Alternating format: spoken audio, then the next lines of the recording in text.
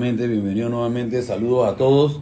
Iniciamos el programa, como estábamos diciendo, ya el tema del COVID es un tema recurrente, un tema diario, del diario vivir, y ya no tenemos que estar haciendo ni manifestando ni a favor ni en contra. Todos ya sabemos lo que tenemos que hacer y mantener nuestro ritmo de vida como Dios manda. Y ya no dan las estadísticas. No, porque ya decidimos que pues ya todo el mundo sabe lo que tiene que hacer y sabe lo que tiene que, cómo proceder, así que ya es como si estuviéramos dando estadística de resfriado, estadística de... Sí. Ya es parte de nuestro diario vivir. ¿Qué tú dices? ¿Qué?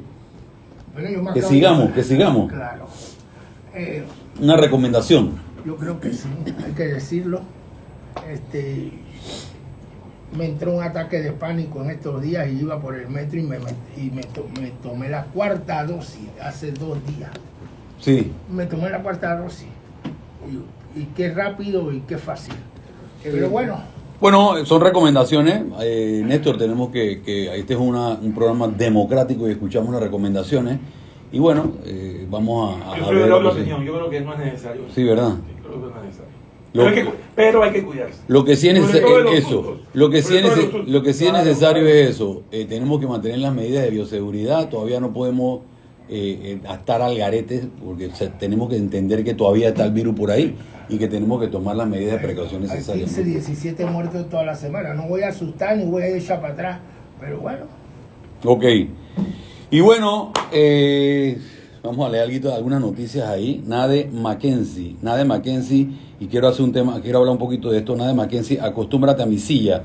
Es una joven, por moda muchos quieren mostrarse inclusivos, pero no piensan en cómo construir espacios pensando en todo. Es una joven que estoy viendo que están publicándola.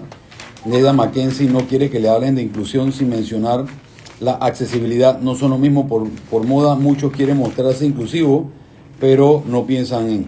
Es porque en algunos restaurantes, en algunos locales, en algunas situaciones no hay las medidas para que las personas con discapacidad puedan accesar, y que no se hable de inclusión, no nos estemos dando golpes de pecho de inclusión. Repítame sí. la frase de ella. Por moda muchos quieren mostrarse inclusivos, pero no piensan en cómo construir espacios pensando en todos. Claro. Edificio, no vamos a hablar de restaurantes, vamos a hablar de todas las construcciones que se vienen dando. A veces no piensan o no consideran, si le hacemos una rampita ya, no consideran los espacios necesarios. Y yo lo que quería era mencionar que ahora está Nade Mackenzie, pero yo sí quería resaltar que siempre ha estado en este tema un gran amigo que se llama Juanpi Dolante. Dolante es un muchacho que está en silla de ruedas por sus condiciones de nacimiento y ha estudiado, se ha profesionalizado, trabaja, depende de él y todo, y siempre ha estado involucrado en el tema de la accesibilidad. Incluso tiene un programa en la cual llevaba a todos los políticos a sentarse en su silla y a recorrer en la calle para que vieran las penumbras. Yo lo hice. A mí me sentó en Pueblo Nuevo en la silla y tuve que darle a la silla y tratar de ver cómo circulaba, cómo sorteaba y cómo circulaba por una acera. Y me dijo, ¿ves? Lo viviste. Esto es lo que vivimos los discapacitados a diario. Y eso no viene de ahora, eso es un programa que viene desarrollando Juanpi desde hace muchos años, y yo quería mencionar que ahora se está sumando al tema, empezando que aquí. No, y hay el nombre de la joven, hay una situación. Nade Mackenzie. Hay una situación que yo sí quiero mencionar porque esto nos toca a todos. La lucha que está teniendo Juanpi a diario con este tipo de cosas. Muchos de nosotros que aún tenemos la bendición de tener a nuestros padres con vida, luchamos con eso casi a diario. Mi padre es un hombre de 80 años que casi no puede caminar. Entonces, para acceder con él a diferentes lugares es un problema. Entonces, imagínense ustedes que yo tengo muchas veces, cuando mis hijos están libres de sus actividades diarias, o sea, yo me tengo que apalancar con mis hijos para poder hacer que mi papá pueda entrar a un restaurante, se pueda sentar en un restaurante, se pueda parar, pueda ir al baño. Entonces yo siento que por ahí vienen los tiros, y eso es En eso hay que luchar. Mientras más se sumen, mejor. Aquí acaba de escribir Superando al Profe. Excelente. Acá, un saludo al señor Cuñapa. El señor Cuñapa, que es parte del programa acaba de mandar la ley 42 de 1990. Está clarito, Cuñapa. La ley 42 de 1999 sobre equiparación, oportunidad y demás. Y también recordándonos el término correcto es persona con discapacidad. Para que, ¿yo qué dije? Discapacitado. Y es persona con discapacidad. Eso es, profe, así mismo es. Ahí está el hombre pendiente para ver qué puede, cómo participa. Bueno, nuevas movilizaciones de docentes en varias provincias del país. El lunes viene una movilización nuevamente nacional y es el tema de fondo que vamos a hablar ahora, si las movilizaciones, las reivindicaciones o las solicitudes de reivindicaciones de verdad surten efecto. Vamos a hablar de ese temita ahora, después, más adelante. Algo de la farándula internacional. Will Smith reaparece después de varios meses de su público garnatón. Reaparece a pedirle disculpas a Chris Rock. Le pidió disculpas por lo que hizo, que se comportó inaceptablemente y que le dice a Chris que cuando él quiera se pueden sentar a conversar, cuando él lo disponga se pueden sentar a conversar para pedirle personalmente disculpas. Pero aquí me insiste el Gran Villa. Me insiste el Gran Villa que haga una lectura del periódico. No podemos decir del periódico, pero vamos a decir. ¿Por qué no? Tarot, no, porque ese periódico está un poco. ¡La prensa! Está un poco condicionado. Tarot de Sangre, una historia con un trama truculenta. Opa. Ahora nos vas a explicar bien qué es eso. Tarot de Sangre, una historia con un trama truculenta. Andrés Villa, quien está aquí con nosotros presente, ya ustedes lo conocen. Andrés Villa es un escritor y pues recupera la historia y la convierte en algo con algo jocoso, algo triste y de todo. Le da una pintura diferente a la historia, que por eso es que nosotros lo invitamos permanentemente a este programa conjuntamente con nuestro gran amigo Linares. Julito Linares. Linares, que son unas personas que pintan la historia de maneras diferentes, y por eso es que nosotros hemos considerado que nos gusta que vengan y hablen una vez. La esencia es real. La esencia es la misma, pero le dan un matiz totalmente diferente que mantiene uno interesado. Bueno. No como en la escuela, disculpen los profesores de historia, pero en la escuela te sientan una hora y te comienzan a meter la historia del libro. Exactamente, y a veces tú ni le prestas atención, pero cuando ustedes agarran esa historia y le dan ese matiz de diferente, la verdad es que despiertan curiosidad en el panameño. Iván, Cuéntanos qué es esto. Iván, Cuéntanos. cuando uno te da cuerda a ti, tú te debes, y el Néstor también. Julito está estudiando ahí está callado, pero está espilando. La batería. Sí, para el tema de hoy. Julito Que son- Balacera, el tema de hoy es los movimientos Social, populares. popular. Social. Bueno, pero Tarot de Sangre es una novela, mi más extensa novela, 256 páginas, completamente alejada de la historia. Y es lo que se llama un thriller. Opa. Un thriller es una novela. Ha practicado bien ese término, ¿no? Para no. Thriller. Uno no puede. Bueno, la cosa es que es un tema escalofriante. Eso es lo que significa thriller, ¿no? Sí. ¿Cómo no? Linares, ¿Cómo no? escalofriante. Una serie de asesinatos inspirados en el sexo, inspirados en el antagonismo entre dos hermanas, con una pregunta morbosa, donde una mujer bellísima le dice a un muchacho pobre de espíritu, le dice: ¿te atreverías a matar por mí? Y eso desencadena todo el drama de Tarot de Sangre, mi última novela, una obra que he tenido por 5 años manoseándola, que me la han revisado mi amigo Rodolfo de Gracia, profesor de la Academia de la Lengua, Jaramillo Levi, y mi editora, mi última editora, que le mando un gran saludo, que estuvo de cumpleaños, Esther Arjona. Esther Arjona es la editora de La Estrella de Panamá. Cuando leyó la obra me dice: hey, Villa, pero ¿qué pasó con toda esa serie de personajes que tú tienes? Porque es una novela con muchos personajes. Y me dice, todos quedan cuando la novela dice fin, ya no sabemos más de esos personajes. Y yo, no, que una segunda parte, no estoy pensando en eso, sino que las novelas son así. Las novelas es la historia de esos personajes en un breve en un breve periodo de tiempo donde se dan los crímenes, donde se aparece un detective maleante, un detective de esos tiempos del DENI,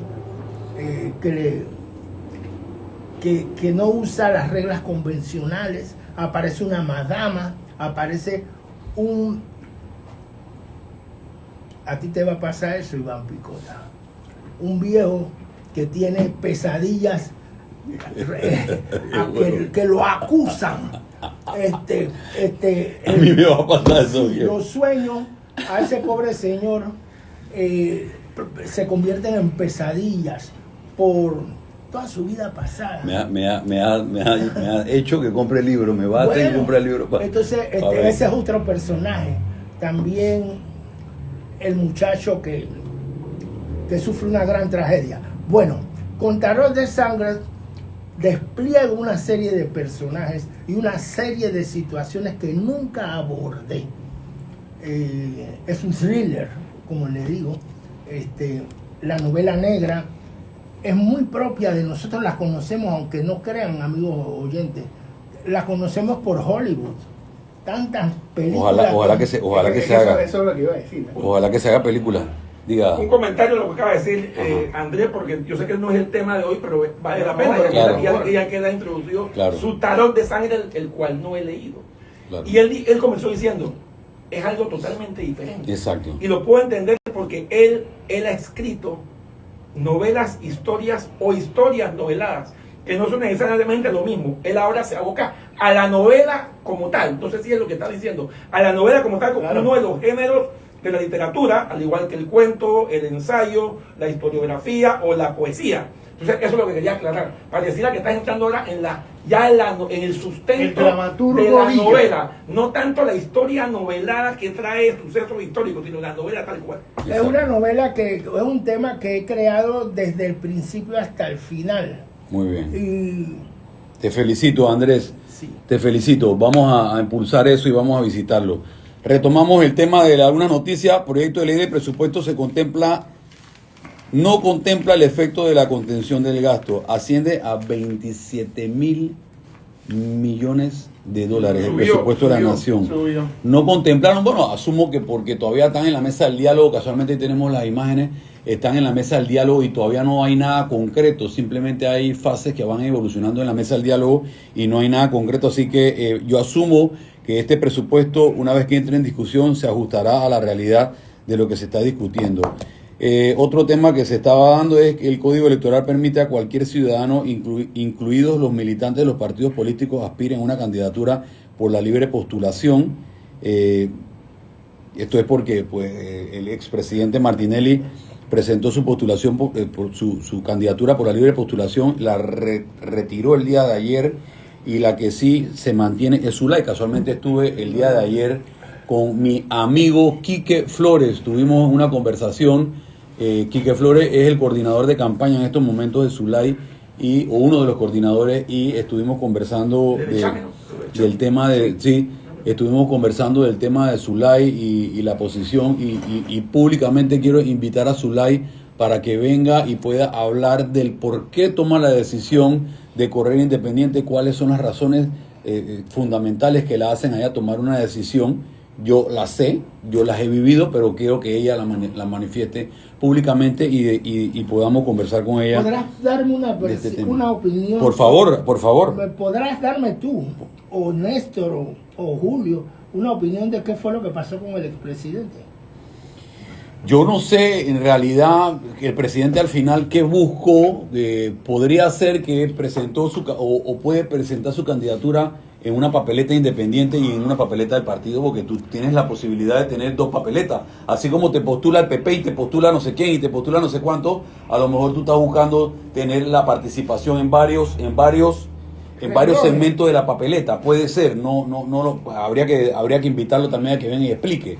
Cuando tú haces alianza, si tú estás en el PRD de candidato presidencial y haces alianza con el PP, el PP te postula como candidato a presidente, entonces tú apareces en la papeleta del PRD y apareces en la papeleta del PP, por darte un ejemplo. Y si te postulan 2 o 3 partidos, tú apareces en varios partidos. No sé si su posición era... Al final bueno, vamos a invitarlo. Al final se retiró. Al final se retiró. Vamos a invitarlo. Hay que invitarlo Ya, para nada ver, más que de qué decir. se trata. No sabemos al Señor final. Villa, Pero que- un día, ¿no? Si quiere, quiere saber. Sí, quiere saber. Bueno, vamos a invitarlo para que usted lo llame y le pregunte. Internacional, la Fiscalía Española pide más de 8 años de cárcel a la gran Shakirita. No la van a meter presa, hombre. Ella se sale de él. ¿Se sale? Sí, no. Son como Pero ahí 14, ahí estuvo, son como ahí- 14 ahí- millones. No, pagó los 14 millones. Ella pagó 17 millones. Ah, ok. Pero la están demandando por 23. Lo que sucede es que también, por ejemplo, Cristiano Ronaldo, la misma Isabel Pantoja tuvo 2 años. Lo que pasa es que la evasión, eso es lo que están tratando de ver en la situación, supongo yo que en la mesa. En Panamá la evasión es de 2 a 4 años, que eso queda, tú puedes entrar en una situación de fianza.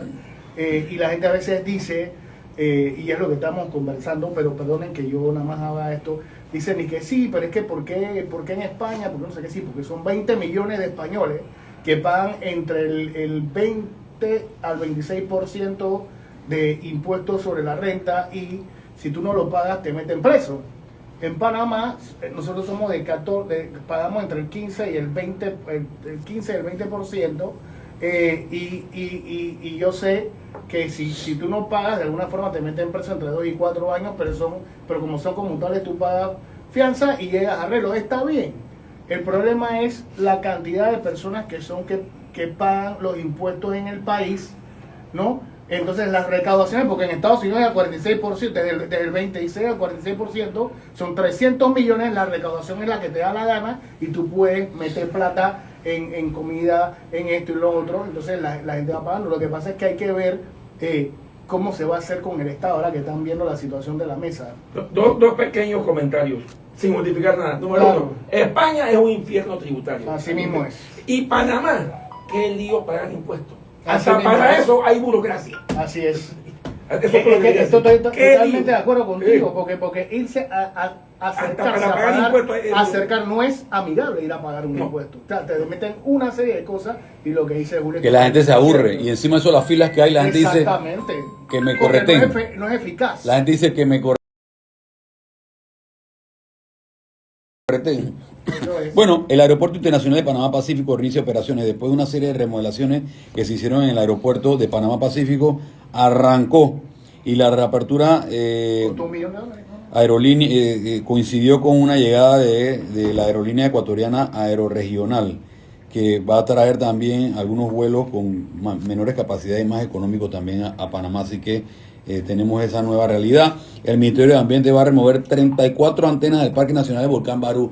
La parte de arriba del Volcán Barú, que es uno de los puntos atractivos turísticos que se quiere incentivar y que los mismos panameños y la gente vaya, tiene 34 monstruos de antena de todas las compañías habidas y por haber. Y se ordenó y se van a realizar la remoción de estas antenas para permitir que el parque Volcán Barú, que es un parque reserva cuidado con leyes, va a volver a tener la tranquilidad y que sea un lugar turístico para el país. 112 personas fueron aprehendidas durante las 3 semanas de protestas. 112 han sido detenidos en las diferentes protestas.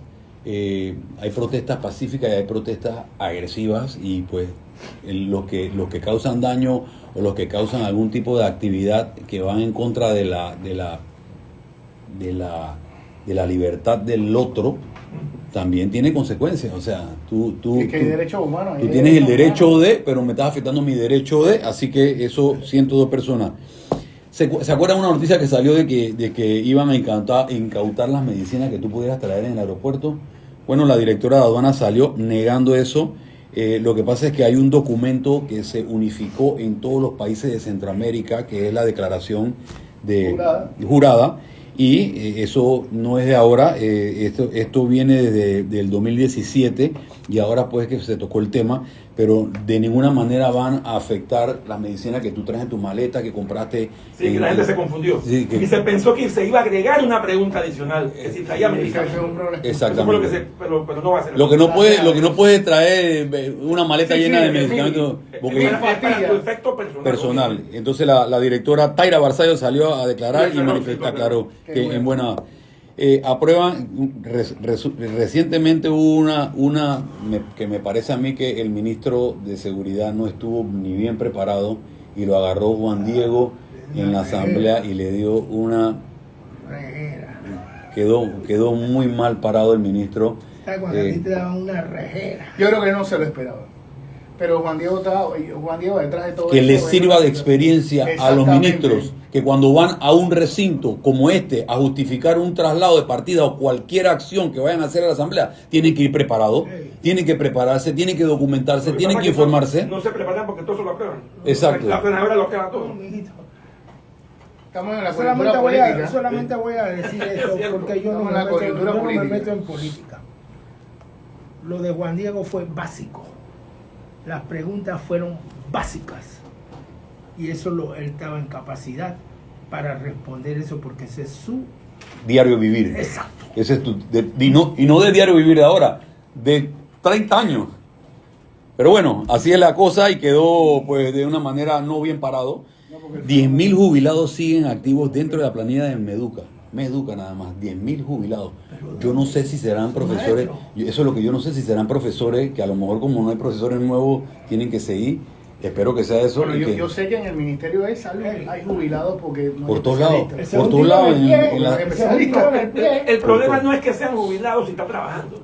El problema es que sencillamente no vaya a trabajar y porque sea hay un tema de amiguismo, entonces le pagan su... Por todos lados, en la alcaldía hay una cantidad si es un jubilado de que está jubilados. dando clases o que está operando. Bienvenido sea. Bueno, eso es parte de lo que están reclamando los movimientos. Ahora vamos a hablar de los movimientos, pero eso es parte de lo que reclaman los movimientos. Las planillas hay que reducirlas. Entonces tú tienes a veces, yo les soy sincero, hay instituciones, el municipio de Panamá tiene jubilados, personas con mucha edad que en muchas ocasiones tienen problemas de salud que no pueden cumplir con sus responsabilidades permanentemente, pero tampoco pueden sacarlas porque tienen sus 15 de incapacidad, tienen y tienen que trabajar con eso. Pero tienes una gran cantidad de personas jubiladas y por ahí hay una estadística de la cantidad de jóvenes que no encuentran oportunidades de trabajo. Entonces hay que como mediar, hay que como llegar a una mediana, algo. Ese número hay que estudiarlo y puede ser un tiro en el pie para los maestros. Puede ser un tiro en el pie para los maestros. Así es. Richard Morales presenta su candidatura a diputado por la libre postulación en Circuito 84.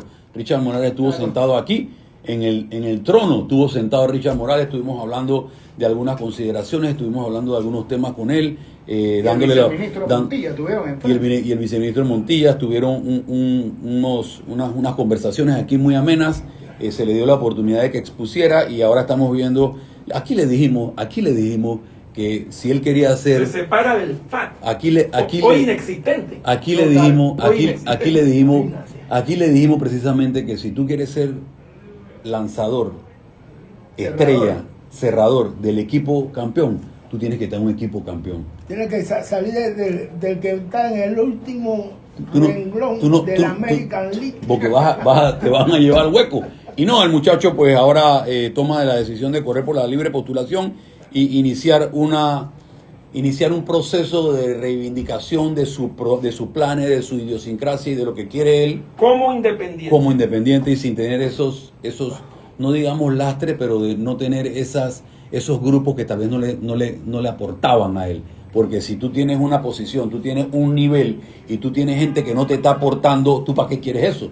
Tú te estás disminuyendo y esa no es la idea. La idea es ir subiendo y ir logrando los objetivos que tú estás buscando. Y bueno, ahí está el muchacho.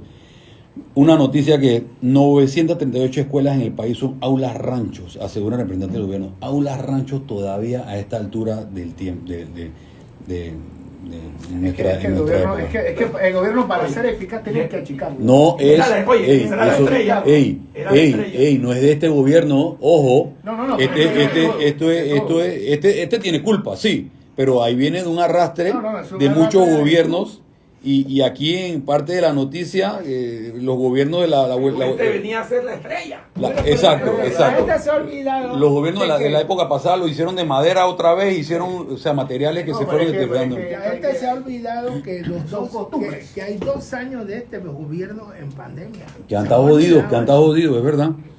Es que la gente no mide por eso, la gente mide por efectividad, no por lo que no está haciendo. Entonces, si no está siendo efectivo, la gente y la gente olvida. Pero la pandemia debió ser la oportunidad para arreglar muchas cosas. Total. Y no se hizo. Totalmente de acuerdo con Julio. Cambio Democrático confirma expulsión de 15 diputados disidentes. Se fueron. No, creo que todavía falta el tribunal electoral. Otra Una apelación más, ¿no? Una más. Pero ya en las instancias del partido, Se chao, fueron. chao, se fueron. Ahora van para el tribunal y sigue la pelea. Y esa curule en el CD. Irving Centeno, mi pasiero. ¿Tú conociste a Irving? No. Irving Centeno se suma a los aspirantes a la presidencia de la República por la libre postulación. Y bueno, ya lo hablamos, nuestra amiga Zulay, que le invitamos al programa para que venga a acudir al Tribunal Electoral para presentar su precandidatura al cargo de presidenta de la República por la libre. También, ya hablamos del expresidente que también lo presentó y retiró. Y también se le levantó el fuero. Los magistrados del Tribunal Electoral de Panamá publicó este martes 26 de julio el edicto mediante el cual se ha resuelto el recurso de apelación interpuesto por Daniel Ortiz y mantiene la suspensión del fuero penal al expresidente Ricardo Martinelli por el caso de Brecht. Así que Septiembre. septiembre. La audiencia. Y ya va a tener que ir al tema ese, ¿no? gente. Otro que quedó en ridículo fue el muchachito diputado Brose. Brose empezó a arremeter contra los diputados en la asamblea y expresó de una palabra media soez, no apta para ese hemiciclo donde tú tienes que elevarte de las chabacanaderías y tratar de enviar un mensaje social de mejores cosas para Panamá.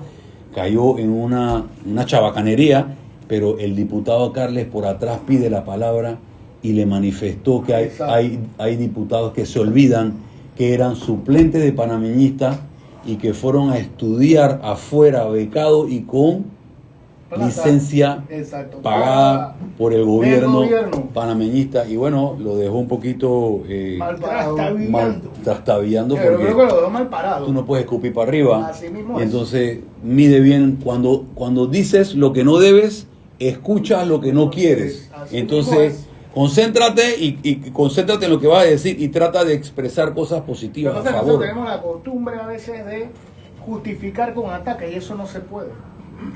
Sí, señor. Presidente Cortizo aboga por incluir a empresarios en la mesa única del diálogo. Tiene que estar todo el mundo. Tiene Claro, que estar todo el mundo. Totalmente de acuerdo. Tiene que estar todo el mundo porque si no, yo con este grupito, yo con este Yo con grupito. yo. Y tiene que estar todo el mundo para que por lo menos se enteren y escuchar tu opinión. No es que va a ser o vamos a Y tomar que tu yo me voy a opinión. tomar esta causa. Pero para cuando mí. nosotros tomemos una decisión en mayoría, tú estabas ahí. Claro. Tú escuchaste, tú estabas ahí, tú no opinaste o sí opinaste. Y tu opinión se toma en cuenta o no se toma en cuenta. Pero sí debería estar todo el mundo, porque este es un país democrático y debemos tener todas las personas sentadas en la mesa. Al final, las decisiones que se vayan a tomar afectan a uno o a otro. Y todos tenemos que estar... Esa tablet está caliente hoy ya. Sí, ya, vamos a entrar en materia, papá. vamos a entrar en materia.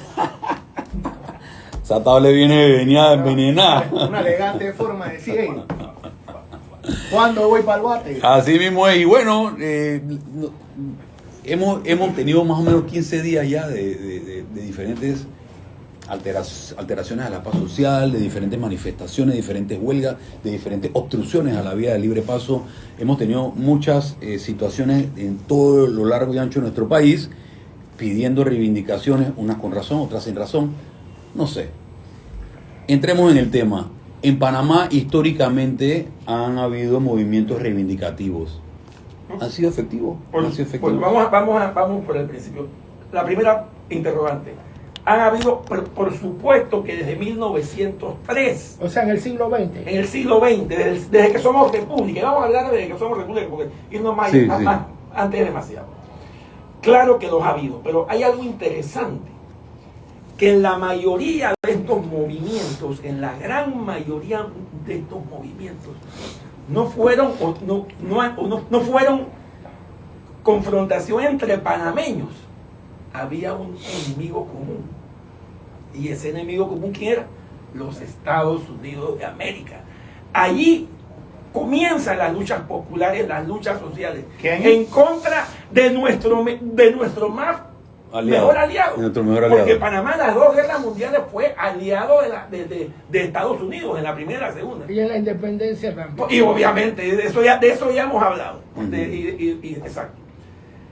Y yo sí quería hacer un breve relato, porque no me voy a ir al detalle. Tienes 10 páginas. De cuáles. No, tranquilo. Ese se preocupó porque me dijo, Julio, vas a hablar demasiado. No, tranquilo. Los movimientos, vamos a hablar de algunos movimientos que ha habido. Claro. Comenzando con 1904. Con la Reciencito, cuando los Estados Unidos imponen la tarifa Dingley. ¿Qué fue la tarifa Dingley? Una orden ejecutiva para hacer lo que les diera la gana. Tenían los correos, tenían los puertos, tenían las aduanas, tenían el servicio postal, convirtieron a la zona en una especie de dominio territorial. O sea, ellos leyeron esa frase del tratado que decía, pueden actuar como si fuesen soberanos. Entonces ellos no hicieron eso. Ellos se consideraron soberanos e hicieron lo que les dio la gana. Hubo movimientos allí. Claro. Hubo eso fue en 1904. En 1915, en dos ocasiones, los Estados Unidos desarman la Policía Nacional. ¿Por qué? Porque hubo confrontación entre norteamericanos y policías panameños. No joda. Uno fue el 13 de febrero de 1915. Un soldado gringo le quita la corneta a un muchacho panameño en el Cocoa Grove. El Cocoa Grove, y a lo mejor tú lo sabes, había muchas tiendas de prostitución y muchas cosas así. Y hubo un altercado entre un panameño. Hubo 3 muertos panameños y un muerto de Estados Unidos en el Cocoa Grove. Y esa trifulca, ¿a qué llevó? A que desarmaran la Policía Nacional. Y el 2 de abril, eso fue en Panamá, en Colón, el 2 de abril, hay otra trifulca en un juego de béisbol, donde los panameños y los estadounidenses, que habían 1.500 estadounidenses en un juego de béisbol, e igualmente hubo un problema entre dos, incluso hubo un disparo y muere un estadounidense. Wow. Y se formó al punto de que nuevamente Estados Unidos desarma a la Policía Nacional y Panamá tuvo que pagar una indemnización. Ahora mismo no la tengo, pero $20,000 de indemnización a Estados Unidos. Pero eso no queda ahí. Entre 1918 y 1920 los Estados Unidos ocupan la provincia de Chiriquí. Y no por temas institucionales, por temas privados para defender a un tal William Gerald Chase. William Gerald Chase era un tipo que le habían seguido unos negocios en unas tierras que tenían dueños. Y el tipo las agarró como si fueran de él. William Gerald Chase. Julio, dime. Tú estás hablando sobre las agresiones de los Estados Unidos, pero ¿cómo responde Panamá ante todas esas cosas? Bueno, en las dos primeras, obviamente, ellos respondieron confrontando a los norteamericanos. Lo que pasa que obviamente tú no te puedes enfrentar a la primera potencia del mundo. Por eso que al final, ¿quiénes ganaban ellos? Ellos nos imponían las penalidades y teníamos que pagarlas. O sea, es exacto. Yo lo que estoy haciendo es que obviamente tengo que establecer cuáles fueron los fundamentos de esa agresión y cuáles fueron las consecuencias. Espero que te detengas en el movimiento inquilinario, que es el bueno, es que para allá va. Pero escuchen bien por las razones. En el caso de la ocupación de Chiriquí, que fue por 2 años, fue para defender a una persona, a un norteamericano que se había apropiado de tierras de chiricanos. Incluso el gobernador de Chiriquí en ese entonces, de nombre Esteban Tribaldos, Saturnino Perigo, es asesinado por el hijo de uno de los dueños de esas tierras. Porque Saturnino Perigo aparentemente como que se echó para atrás y fue condescendiente con el gringo y fue asesinado por un panameño, por el hijo de uno de los afectados de los norteamericanos. Al final Panamá recuperó las tierras, pero fue una cuestión larga, tediosa y fueron 2 años de ocupación. Otro ejemplo, y lo voy a decir muy rápido, la guerra de Coto. La guerra de Coto fue ganada por Panamá militarmente a Costa Rica. Y eso tenía que ver con qué? Con que en 1900 hubo un laudo Louvet de Francia donde establecía los límites. Pero entonces, para certificar esos límites con la mayor precisión, Panamá y Costa Rica le dicen al presidente de la Corte Suprema de Justicia de Estados Unidos, limítame esto como debe ser. ¿Y qué hizo el gringo? El presidente de la Corte desechó el laudo Louvet y puso los límites donde le dio la gana, afectando a Panamá. Y hubo levantamientos, Belisario Porras incluso tuvo que echarse para atrás y también en una actitud condescendiente se le tiró a la gente a la calle porque decían que esto no podía ser. Al final salimos trasquilados. ¿Por qué? Porque lo que dijo el presidente de la Corte Suprema de Justicia de Estados Unidos, que era totalmente fuera de la legalidad, fuera del derecho nacional, fue lo que se aprobó y Costa Rica nos quitó ese pedazo de territorio. En esta fase que tú estás hablando, la llama que prenden esas manifestaciones o esas reivindicaciones que quería el pueblo eran cosas que hacían los Estados Unidos en contra de los panameños. Exactamente. Y se daban manifestaciones buscando las reivindicaciones de los panameños. Y fíjate que interesante, por ejemplo, en la guerra de Coto era un tema con Costa Rica, pero nuevamente intervienen los Estados Unidos y en contra de Panamá. ¿Pero por qué? Y en Porque contra de había Panamá. intereses, creo, si no me equivoco, Lo más seguro. Por la bananera. las bananas. Por supuesto, claro, había, por supuesto, Lo claro más que sí. seguro. Y ellos iban a ir por sus intereses, pero lo increíble es que supuestamente Estados Unidos había incluso firmado un tratado donde iba a garantizar la independencia de Panamá y hacer todo lo contrario. O sea, siempre nos daba con el mango. Otro tema, la famosa, se ha hablado mucho de la rebelión de Tule, de los indios de San Blas, Claro. que fue en 1925. Y resulta que esa rebelión, que era una rebelión de Saila de San Blas, que ellos en el Congreso Nacional fijan unilateralmente límites territoriales de una nueva entidad política. Pero ¿quién estaba detrás de esa rebelión?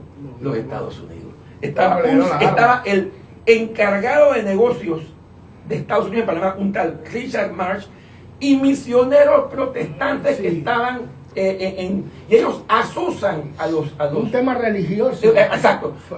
O sea, fíjate qué interesante, siempre tú vas a ver como que los Estados Unidos detrás, como un denominador. y en este caso peor, poniendo panameños contra panameños, porque obviamente ellos asusaron a los originarios de San Blas, quienes inician una guerra campal contra la policía de Panamá y hubo muertos de los dos lados, muertos panameños, no muertos norteamericanos.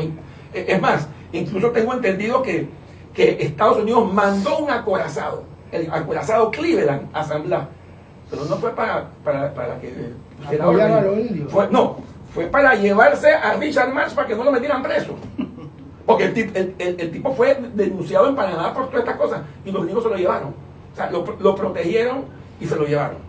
Y voy a terminar porque a lo mejor tú quieres hablar algo del tema de la crisis inquilinaria, porque ahí entra mucho el arrabal y mucho el tema de estas casas, estos inquilinatos, estas casas que se construyeron en la época del Canal de Madera. Ustedes no vivieron en ninguna de esas casas, yo sí. Entonces, no me echen lo cuento. que pasa que, nada más para que sepa, el fundamento ¿cuál fue? Hubo una ley 11 de febrero de 1925 que subió los impuestos de inmuebles a los arrendadores. Y ese impuesto se lo traspasaron a los arrendatarios, a los inquilinos. Y eso desató lo que fue la famosa crisis inquilinaria, que al final es acabada ¿con qué? Con una intervención de Estados Unidos. Pedida por los rabiblancos. Ahora, ¿Quién era el presidente? Rodolfo Chiari. Ahora, una pregunta antes que le pase la guitarra a Villa. Nada más quiero saber si ustedes tienen el dato. Esas mismas intervenciones, por ejemplo, ustedes han detectado que en algunos de los países de la región igual ha habido ese tipo de intervenciones o de situaciones en países de la región. Centroamérica. Sí, yo te puedo. Hay una empresa común en Centroamérica y Colombia, que es la Mamita Unite, que se le dice así, Claro. Las bananeras. Chiquita, banana. chiquita. Los Estados Unidos la empresa bananera en Guatemala puso presidentes y bajó presidentes. En Colombia desató una masacre en el lado Caribe, que se me olvida el tiempo, pero lo menciona mi amigo García Márquez, una masacre de una huelga bananera. Y así, en Nicaragua, con Somoza y los Estados Unidos ampararon la política y dictadores en Centroamérica y el Caribe. Las políticas criollas Entonces, eran influenciadas por los pero Estados vamos a Unidos. Panamá. Todavía, Sí, solamente Sí. Recuérdense de dos frases. América para los americanos, la doctrina Monroe, Sí. que para ellos los americanos eran ellos, Sí. el Río Bravo para arriba. Sí. Y la otra, el destino manifiesto. Bueno. Ellos tenían un manifiesto. ¿Y qué es el destino manifiesto? Ser los dueños del mundo.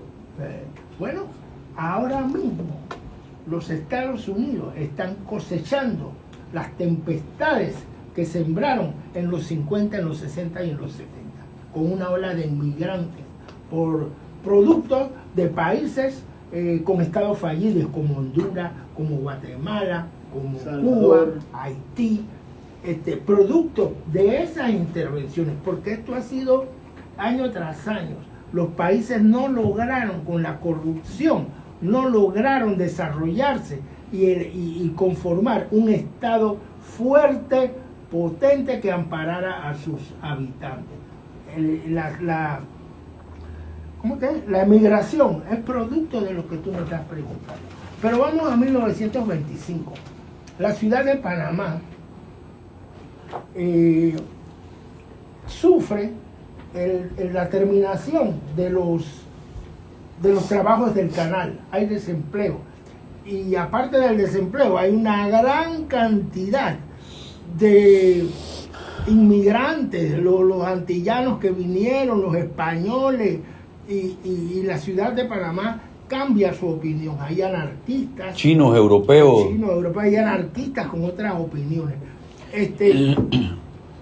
A mí me gusta, yo para no quedarme menos que mi amigo Julio, que estudia y que trae batería, yo también consulté varias sobre el movimiento inquilinario, y en ninguno encontré datos tan interesantes como la crónica de Mónica Guardia, una escritora y periodista acuciosa de La Estrella de Panamá, sobre el inquilinario. Mónica tiene una frase o una oración que dice que Panamá, la inflación después de la Primera Guerra Mundial, la inflación provoca la crisis el alza de los, ¿cómo se llama? De los alquileres. De los alquileres. Y también el despilfarro, porque vamos a hacerlo así, de Belisario Porras. Y cuando tú hablas del despilfarro, tú nada más tienes que mirar la ciudad de Bellavista para allá.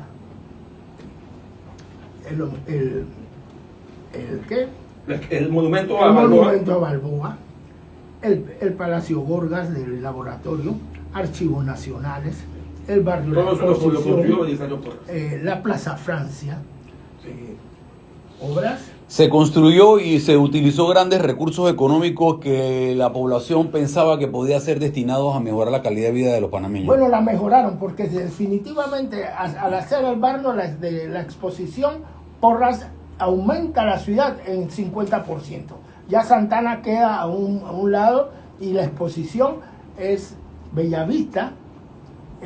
Fue un gran Desarrollo arquitectónico. Sí, y urbano. Y urbano. Dio oportunidades. Uno de los mejores sectores construidos urbanísticamente. De ahí para adelante ha sido puro. Ahora, muy clasista. Porque aquí en Bellavista, si tú ves, es puras casas de radio blanco, unifamiliares. No se construyó barracas, viviendas populares. Y utilizó para todo eso los intereses que generaban los millones de la posteridad. Bueno, entonces Porra hizo fiesta, pero todavía vemos los resultados de esa fiesta. Pero inmediatamente provocó una inflación y provocó el alza de...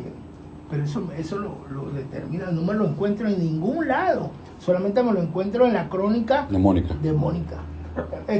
Las casas, para atender la gran llegada de migrantes trabajadores del canal, se construyeron, nacieron barrios como el Chorrillo, el Marañón Río y Bajo. San Miguel. En Río Bajo no vi tantas. Todavía. Las casas. Yo como escritor en mis cuentos menciono estas casas. Esas casas fueron joyas arquitectónicas, se adecuaron a los terrenos. Muchas las han destruido. Sí, Que sí. ya tienen 100 años y son casas de madera. Muchas Yo las destruyeron. viví en una. La Casa Miller. La Casa Miller. Miller. Son joyas arquitectónicas. Patios comunales. En mi casa había un patio donde nadie podía pasar por ahí. Te destrampaba, era el limo. Era donde se vertían las aguas del fregador. Pero había otro patio para jugar y para tender la ropa, muy limpio. De ahí es donde sale el término de patio limoso. Patio limoso. Yo tuve un amigo que venía de un paseo y no conocía la casa y pasó por ese patio. Despertó 5 días después en el hospital. Bueno, sí. Pero había al lado de ese patio había patio donde se bailaba, se gozaba. Las casas. Entonces, ¿qué pasa? Surgen mítines, los elementos populares se organizan y protestan y se declaran el no pago de los alquileres. Hay un mitin y en el movimiento inquilinario yo le echo la culpa, bueno, al que protesta, la intransigencia del que protesta, que cree que tiene la razón, como ahora. La intransigencia que paralizaron la ciudad y organizaron un mitin en Santa. El que no conoce su historia. Está condenado a repetirla. Bueno, entonces, ¿qué pasa con el alcalde Mario Galindo y con el jefe de la policía Ricardo Arango? Llegan revólver en mano. Hay 3 muertos, no sé cuántos. ¿Así? Sí, tiros y arrestos y a la brava. O sea, ellos no supieron manejar el asunto. O sea que yo también quería aprovechar, porque cuando hablamos de movimientos populares, lo primero que nos viene a la mente ¿qué es? El 9 de enero. 9 de enero del 64, un poquito más atrás la siembra de banderas del 59 o la operación Soberanía del 58, lo cual es importantísimo. Pero yo quisiera agregar al tema del movimiento inclinario lo que yo podría considerar para mí el primer movimiento masivo que hubo en Panamá, la gente se pero más de manera masiva. Fue en 1947 y fue en el mes de diciembre. Eso fue lo que me llamó la atención. Fue en el mes de diciembre del 47.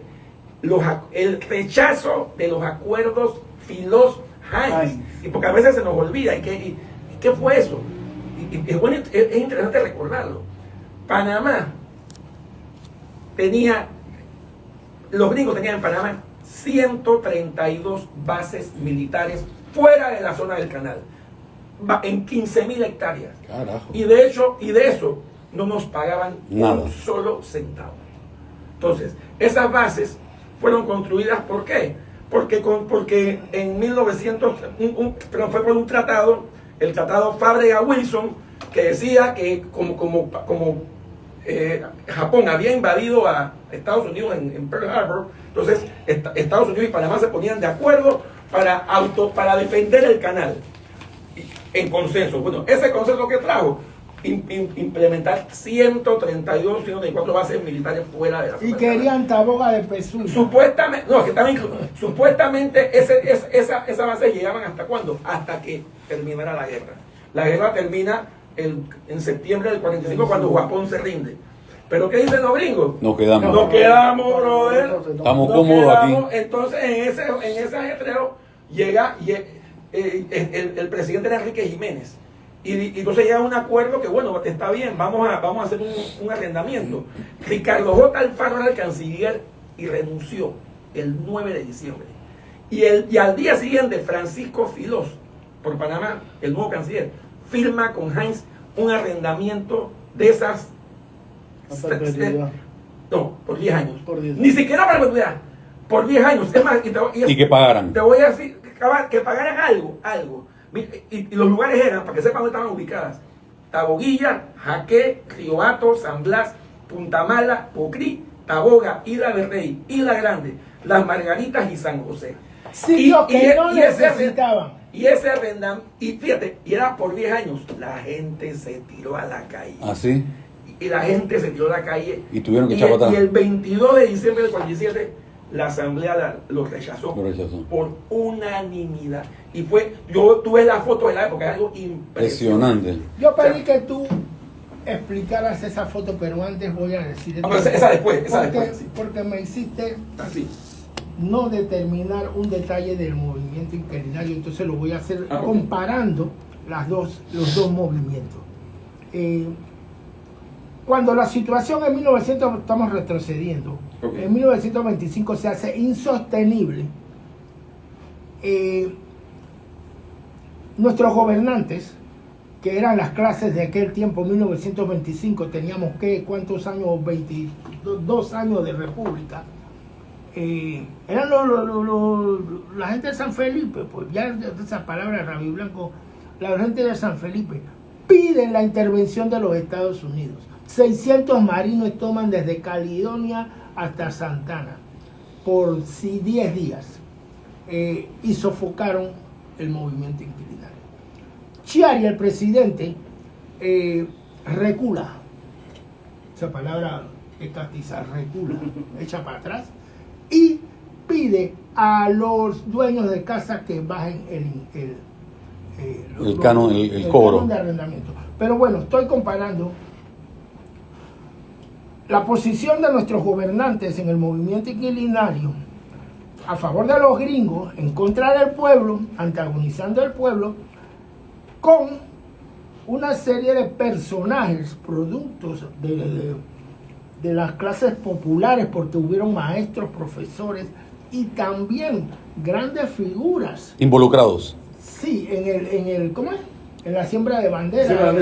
Figuras intelectuales. Sí, intelectuales, tu papá, Sí, claro. una foto, Sí. Aquilino Boy, ingeniero, Ernesto Castillero Pimentel. Ernesto Castillero, El esa papá, fue- el historiador. Bueno, que se ponen en contra de firmar ese tratado.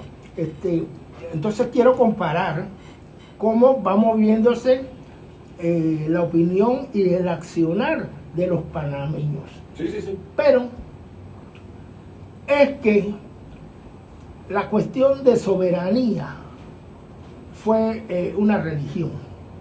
Fue una religión que juntó a los panameños. Según la experiencia de ustedes, traigámonos al contexto real. Entonces, ya ustedes No, entonces es real. ustedes han estudiado, no, al actual, Al actual. no real, al actual.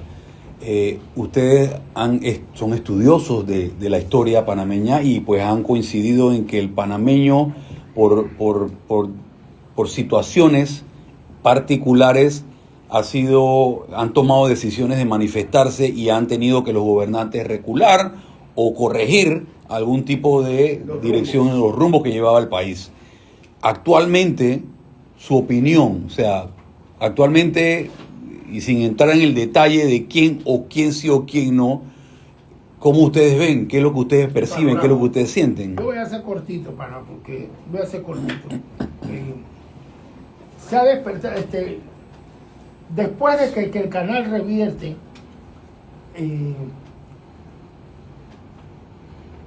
la situación que une a los panameños es obtener un mejor Estado, un Estado que responda de forma transparente a todas las necesidades. En este momento, los movimientos como Magisterio, Frenadeso, se han unido, los indios, ahora le dicen, ¿cómo es que? Originarios. Originarios. Los Se pueblos han originarios. unido y han emplazado al gobierno para que resuelva o que encamine sus pasos. Yo creo que eso es positivo. Pero hay un dicho que dice que a veces el remedio es peor que la enfermedad. Entonces, Yo creo que en los movimientos ha habido un poco de soberbia, un poco de intransigencia, que se pudo hacer las cosas mejor, porque Coincido. afectaron vidas, bienes del pueblo. Ya se vio Los derechos humanos. los derechos humanos. Ya. El Pero, resumen. cortito, de nada va a servir controlar precios o quitar precios o poner precios si aquí no se fortalece el Estado de Derecho y la institucionalidad. Total. ¿Y qué es eso? El buen manejo de la cosa pública. Mientras persista la corrupción, Intenciones. el despilfarro de fondos públicos y todas estas situaciones, olvídate del control de precios. Así es. Eso es hambre con esto. Hambre de hoy. Comida hoy, para y hambre para hoy, mañana. pan para hoy y comida y para hambre mañana. para mañana. O sea, hay que fortalecer la institucionalidad. Sin eso no vamos a ningún lado. Me da culpa. Ya para cerrar también, no sé, Néstor, si tú quieres opinar algo. No, yo estoy. Me da culpa porque tal vez yo estuve en algunos momentos en una posición en la cual pude haber hecho más. Ahora que pues estoy viendo los toros de la barrera, tal vez pude haber hecho más en mi momento, tal vez tuve la oportunidad de hacer más cosas, no solamente las no sé cuántas leyes que hice, sino que pude haber hecho más por evitar que llegáramos a este punto. Este es un punto en la cual es una acumulación de situaciones que vienen expresándose desde hace muchos años y que los políticos, me involucro, hacíamos caso omiso. Dijo el general en algún momento: el que más consulta menos se equivoca.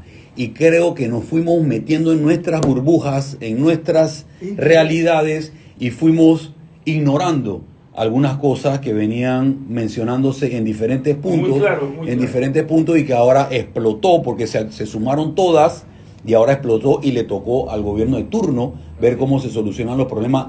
Difícil porque venimos de una crisis económica, de un problema de pandemia, no hay los recursos necesarios. Es una situación que cuando tú te pones a ver, los gobernantes de turno tienen que tener una capacidad interesante para poder solucionar o ver cómo vamos a solucionar este problema que tenemos por herencia de muchos años, por herencia de muchos gobiernos, por herencia de muchos políticos, me incluyo, que tal vez no tuvimos la capacidad de poder definir, decidir o mejorar esas condiciones que bien dice Villa. O sea, la población lo que quiere es sentirse que todos estamos en el mismo barco, no que uno está en el yate y otro está en el cayuco, sino de que todos estamos en el mismo barco, con las diferencias y con las realidades que podemos tener todo el mundo, pero este programa sí da una lección que a mí me gustaría que se diera, complementando lo que dice Iván, es: el pueblo panameño no es pendejo. El pueblo panameño, por historia de siempre, aquí lo acaban de mencionar, ha luchado por lo que quiere y por lo que siente que es justo. Entonces, no pensemos que si nosotros llegamos de alguna forma vamos a agarrar al pueblo del pendejo. Nosotros tenemos que echar hacia adelante y entre todos tenemos que remar por el mismo barco. Todavía los vecinos nos envidian. Exacto. A pesar de lo que estamos pasando, nuestros vecinos nos envidian. Y no matemos a la gallina que pone los huevos de oro, que claro, es nuestra querida Panamá. Al final, los gobernantes tienen que estar conectados con la realidad de la gente. Hay que tener más conversación con la gente. Lo que pasa es que nos metemos en nuestra burbuja. Yo soy el que manda, yo soy el que doy, yo estoy en mi grupito, con mi grupito, y estamos muertos de la risa, pero no estamos viendo la realidad de lo que está sucediendo y aconteciendo hasta que sucede lo que sucede. Entonces tenemos que ver qué hacemos. Y como bien manifiesta Villa, el problema que se viene dando afecta a terceros. Ya la gente pobre no tiene cómo movilizar su comida. Ya la gente que necesita la comida no le está llegando. El Merca Panamá, lo del desabastecimiento. O sea, la gente no llega al trabajo, tarde al trabajo, la producción se ve afectada. O sea, todo se ve afectado y al final la gallinita de los huevos de oro. Como bien dice Linares, a pesar de las realidades que tenemos internamente, de los conflictos que podemos tener como seres humanos, porque esto no es una iglesia, este es un grupo de hombres y mujeres, y en nuestro propio hogar tenemos problemas a veces entre hermanos, primos, tíos, tenemos problemas. ¿Qué será de una sociedad que tiene que tener problemas también? Pero si nosotros en conjunto no tomamos la decisión, ahí está, hombre. Así que... Y vendrán lobos con piel de oveja también. Eso exactamente, así que les agradezco una vez más, Villa, les agradezco una vez más, Linares y Néstor, por la participación, y espero que nuestra humilde opinión sirva para que si nos escuchan en algún momento mantengamos y corrijamos el rumbo de este hermoso país. Hay que corregirlo, mea culpa, por eso lo digo. Tal vez yo pude haber hecho más en un momento determinado, pero hay que corregir el rumbo y mantener las líneas de comunicación abiertas siempre, no esperar que esto explote. Si había un movimiento hace 3 semanas, ya había que tener esa comunicación con ese movimiento y ver de qué manera solucionamos y no esperar 3 semanas después para que tengamos la realidad que tenemos y el deterioro económico que tenemos en el país. Así que gracias, se cuidan y hasta la vista. Porque un día seguro. Seguro que es un gran día. Listo, Ey, me gustó,